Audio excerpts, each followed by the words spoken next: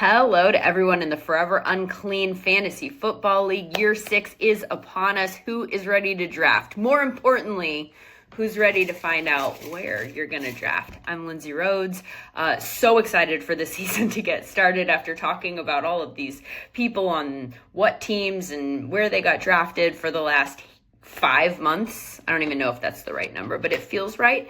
I'm ready to actually get some football games underway and see if we're right about any of these people. I have all of your names here, all 10 of you, in your half-point PPR league in this bowl, written on your names are on pieces of paper. So I'm going to pull them out. The first name to come out will be the 10th overall pick. We're going to go from 10 to 1, work our way backwards in the draft order. 10's a good spot though, because you get the 10 and 11 on the turn. I assume you're doing a snake league. So here it is. Good luck to everybody except for Daniel, who's won it back-to-back years and doesn't need luck, apparently. The number 1 pick goes to the Boston Massacre, and that is John. Congratulations. You're just going to have to take my word for it, because apparently the focus doesn't work like that. Congratulations, John. You have the 10th pick. Is that a congratulations? I don't know how you guys feel about these different slots. I've picked a lot out of the back end and have felt fine about my teams. This is the first year I've actually picked a team out of the 1 hole. Actually, no, I take that back.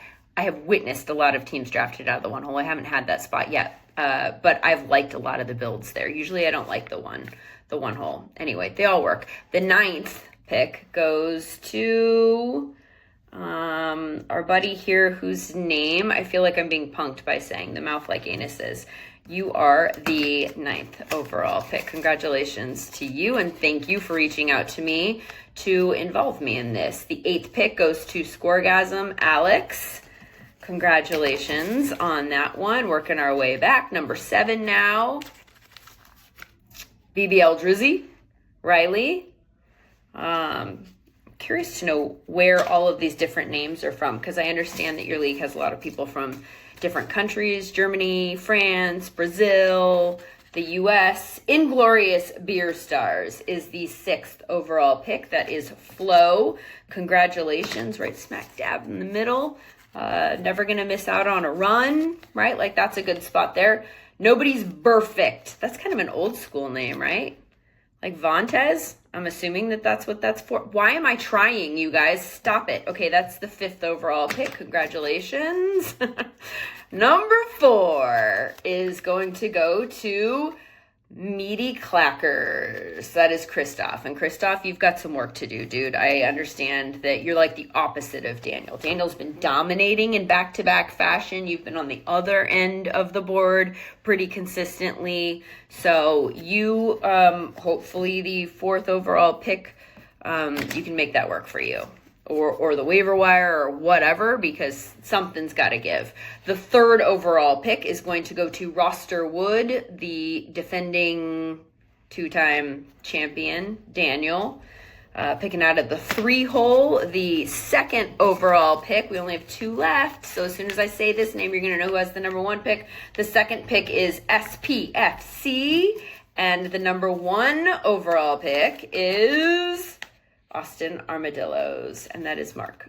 So congratulations to Mark with the number 1 pick, if that's what you wanted. I feel like the number 1 pick, although exciting, because you get to and honestly, this year I think it's a pretty obvious one, unless he stays injured. This soft tissue injury that's popped up in the last couple of weeks is a little sketchy, but this is the first year in a long time where I've actually, like I said, liked the teams that have been drafted out of the 1 hole. I think the little bit of fantasy analysis squeezed in here. The 2nd round wide receivers, I don't love this year. I feel like they're all kind of roughly the same type of guy. And so I don't know that there's a ton of value drafting them specifically at the front of the round.